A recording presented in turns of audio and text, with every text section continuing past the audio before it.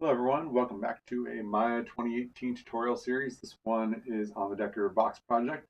This is actually an overhaul of my 2015 project. We're just working in Maya 2018, so same project, same way we're going to do it. The only difference is the UI is different. So if you are using an older version of Maya, you might want to refer to that playlist. If you're using Maya 2018, this is going to be the updated version of it. Okay, so let's just go ahead and jump in. So what we're going to do is the same thing we do with every project, which is we're going to start out by going to File, and we're going to go to the Project window and create ourselves a new project. So New, and we're going to designate this one as the Decorative Box Project. Okay, I'll hit Accept. Location is still in the same place over on my desktop.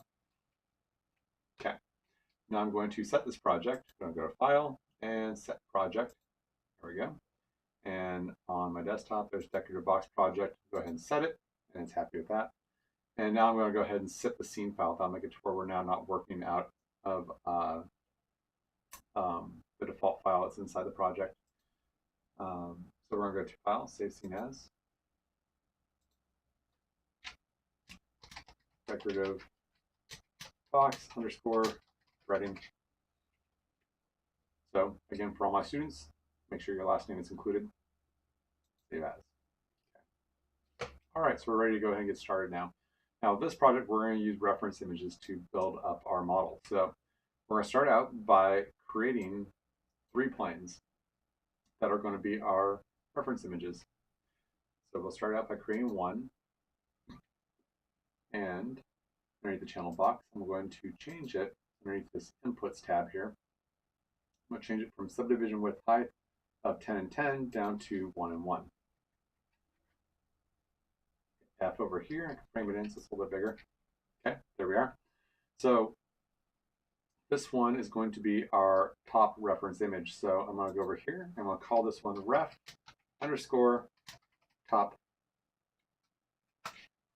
And now we're going to create a shader that will be attached to this guy, and it's going to have our first reference image on it.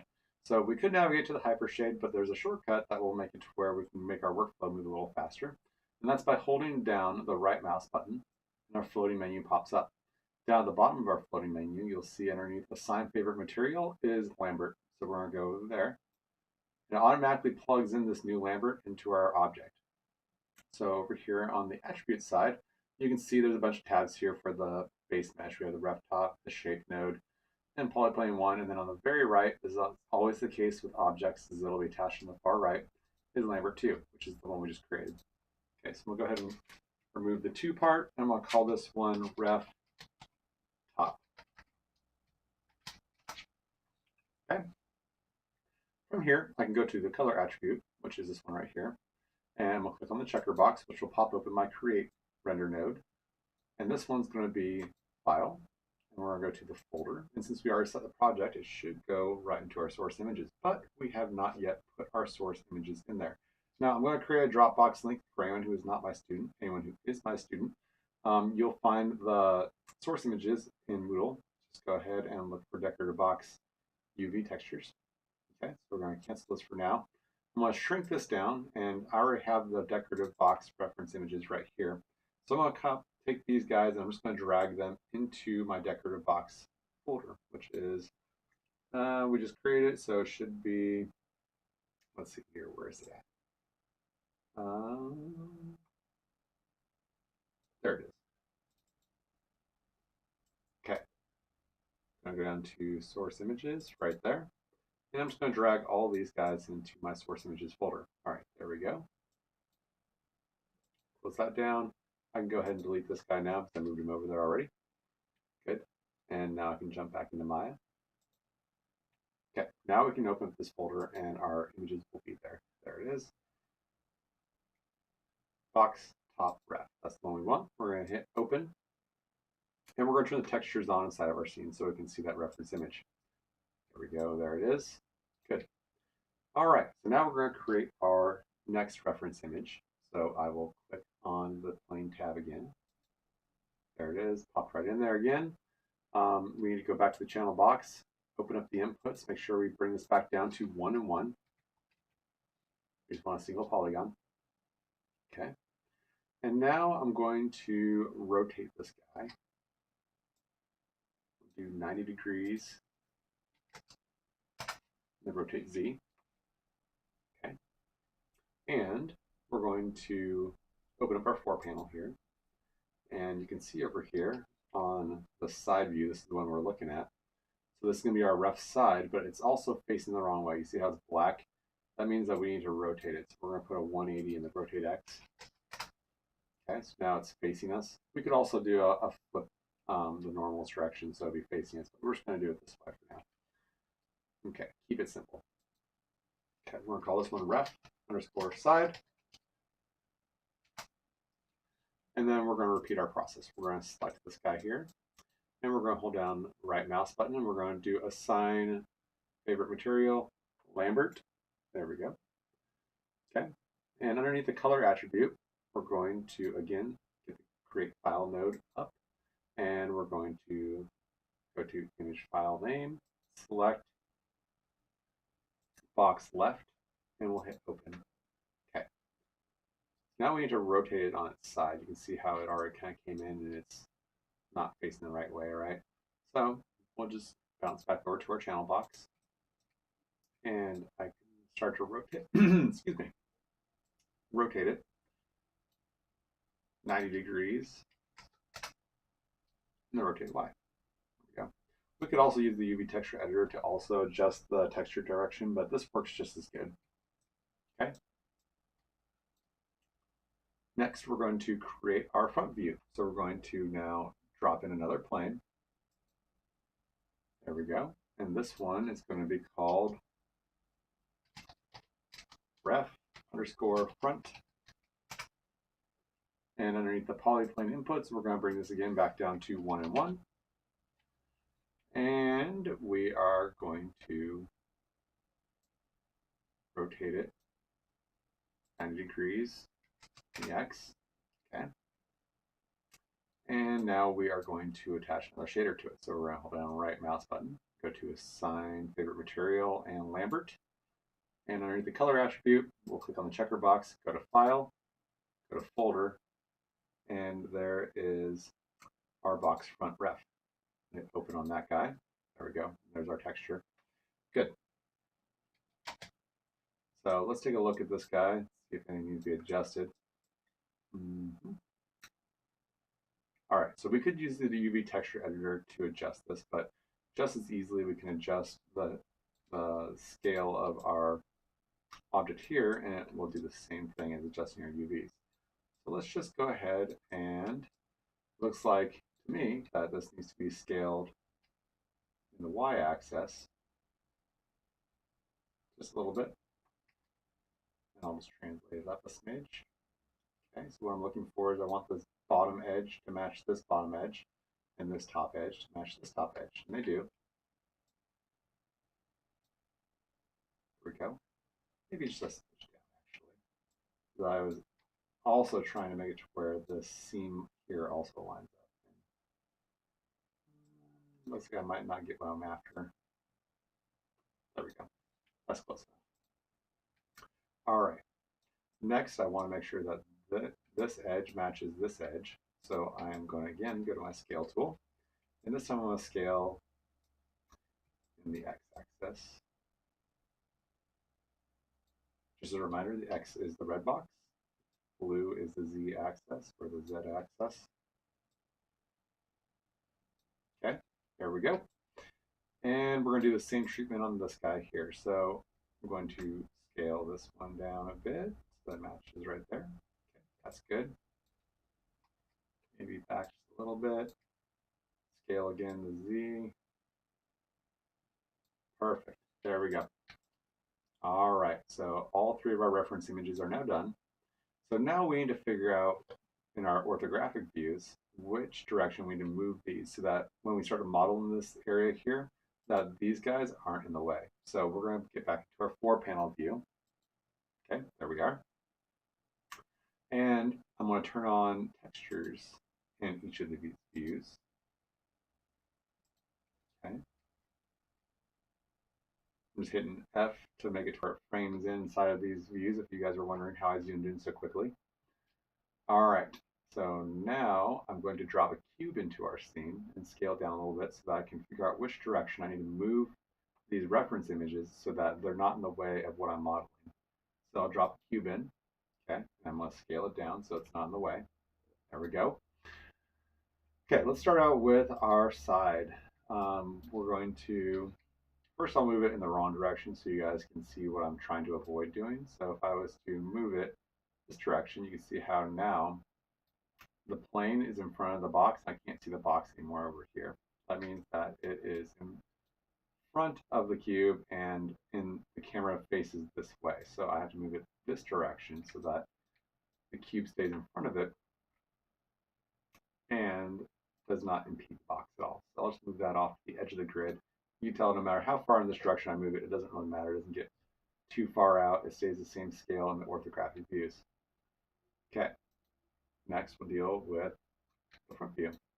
So again, you're going to move it in this direction. See how the box just disappeared? That means that that's the wrong way. So you're going to move it the other way, and we're going to move it all the way out until it's not in view of the grid. Okay, and just as a reminder, just in case there was any kind of gray area here, I'm moving this in just the same axis. I'm not grabbing over in here, which allows me to move in all three axes.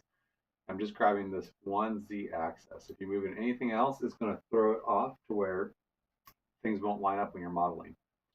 Okay, so it should be obvious that if you go up, then you're not going to get a good top view, so that'll be blocking. So you obviously would have to go down over here so that you're not blocking in that way. Okay, so now that's good. Our reference images are done and they're out of the way of our box, so now we are not going to have to worry about it being in the way. We can model without being encumbered by our reference images. Okay, so next we're going to do is protect our reference images so that if we accidentally click on them, we don't mess them up. Okay, so what that means is we're going to create what's called a reference layer. So underneath the channel box layer editor at the very bottom down here, you'll see these little tabs. And this one here for display, and these guys here, they have like a little piece of paper. One's got arrows on it, one's got a plus sign, one has a ball. The plus sign is an empty layer. The one with the ball is anything that's been selected will be added to this layer as you create it. So if I select all three of these reference images and then add them to this brand new layer I'm going to create, now they're all inside here. So if I turn off the visibility by checking this V, all of a sudden all three of them go away. Okay, or I can turn them on so they can all be visible. I want to keep them on for now, so I'll leave the V on. But what I do want to make sure I do is make sure that they're on reference, so that way if I accidentally click on them, I can't move them. So if I click on this empty box at the very end, first one's T for template, makes to where the reference images go away, is all you see is a ghosted out outline. R is the one we're after. That makes it to where it's on reference now, so I can't actually click these guys or move them, which is great because that makes it to where if I'm modeling over here and accidentally click past, I can't accidentally move this guy off its axis. Okay, there's one last thing I do want to do, and this is just kind of another layer of protection. If I select this bottom one down here, I'll hit Q so I don't accidentally move any of these guys. If you look over here in the channel box, I want to freeze the transforms so that way if these ever do get moved, is all I have to do is zero out the translates and I'll bring it back to the same location that it is currently in. So I can freeze the transforms on that one and delete the history. And same thing over here. I can see all these numbers over here. If I freeze the transforms and delete the history, freeze transforms, delete the history. Now, according to these these reference images, this local axis is the same thing to it as the world axis or the origin. It makes to where if I zero out the transforms and rotates, it's going to bring it back to these locations. So that's perfect. So if anything gets messed up on these guys, they'll go back home. I zero out the rotate and translates. Okay, so let's go ahead and protect them now.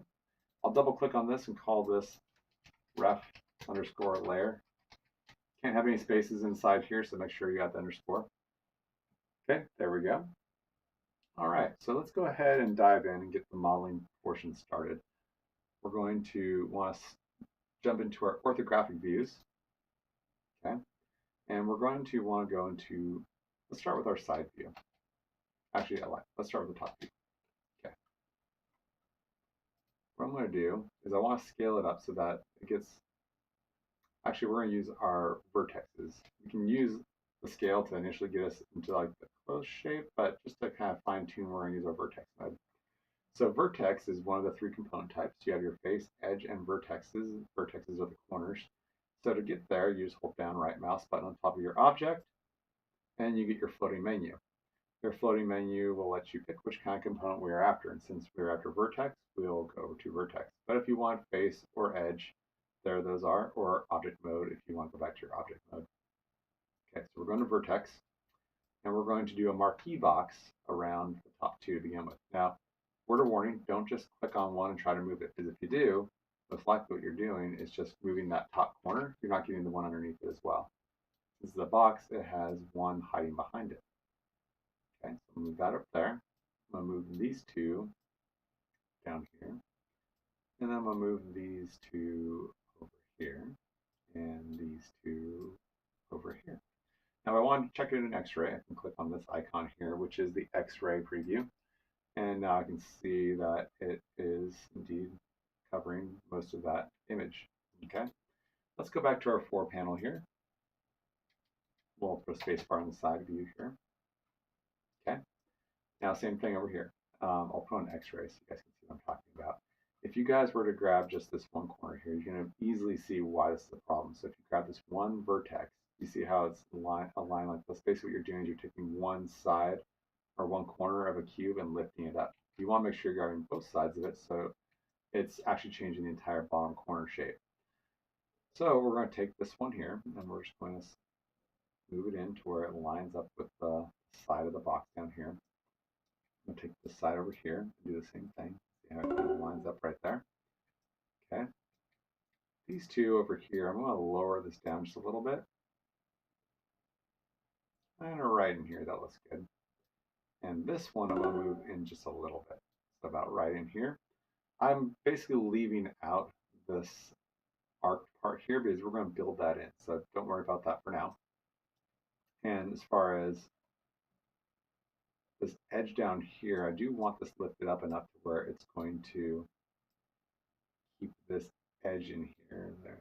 So that way the bottom of the box is covered. I'm not worried about the feet. The feet, again, we're going to build those in later. Okay. Sorry, my zoom intensity is pretty high, apparently. Or maybe it's just because I'm working kind of small. Okay, so we're done with this view. We're going to now go to the front view. And same thing, we're going to turn on X-ray. And the bottom's good, top's good. And looks like this is almost perfect. I'm just move these guys just a little bit. I'll move this one in just a little bit. Okay. This one kind of right in there, it looks like. Okay, good. All right. That's good enough. I know this part here might look a little bit funny, but don't worry, we're going to fix it here a little bit later on. Okay, so the base shape of the box is good to start with. Now we're going to look at a new tool called Extrude. Extrude is one of the more powerful tools for modeling. It's actually one of the most base tools for modeling. It allows us to take one piece of geometry and pull more geometry out of it. So we're going to use this icon right here. This is your Extrude tool. Switch this back to modeling. It's set there by a previous project. Now, if we wanted to actually go to our menu sets to get our Extrude tool, we just need to go to Edit Mesh, and it's up here in the Components section here, and you'll find Extrude right here. And if you open up the submenu, you can make some further adjustments. You don't really need to do that right now, but just so you guys know it's there. Everything in Maya usually has some kind of submenu. It lets you tweak it. Okay, so what I want to do is I want to run my Extrude tool. I use it from the menu set for now since I'm already in there. And now I can pull geometry out. Now, word of warning, if you guys are using the Extrude tool, I see this a lot. If you are like, I extruded, I don't know if anything happened, or hit extrude again. You see here, so it says poly extrude phase 2. That means that this is the second operation. If I hit extrude again, oops, I think I hit reduce on accident. There you go. Poly extrude 3. Now the problem is here that looks like nothing's really happened, but now, okay, I pulled this up now. I just realized that, oh, that's how I do it. So I'm good, right? No, you're not good. The reason why is because it's actually a bunch of hidden geometry on the inside. You saw I pull that one face up. There's 4 faces coming around for each extrusion. So if I pull this side up right here, you'll see there's a bunch of hidden geometry going on inside here. And that goes all the way around. And you have to undo all this and fix it. So really, caution, word of warning, when you're using the extrude tool, only hit the button once. Make sure you check your inputs. You can see that the last operation's at the top. See here. Okay. So I'm in object mode. You can see inputs. If there's more than one operation after you've extruded, then you know that you've done more than you should have. Okay. Caution aside. Now let's go ahead and start getting in here. So we're going to go to face mode. We're going to select this one face. And we're going to go back to our 4 panel. And I'm going to hit extrude. I'm going to bring this one face up to the top of the box. Okay. All right. So this is going to be a good stopping point for now. In the next lesson, we're going to continue on. We're going to look at a couple different tools. We're going to continue with our extrude tool. We're going to learn a little bit more. We're going to learn about the bevel tool. We're going to learn about the insert exit tool. And we'll continue on modeling our box. So thanks for watching, guys, and I'll see you guys in the next lesson. Be sure to save before you guys move on.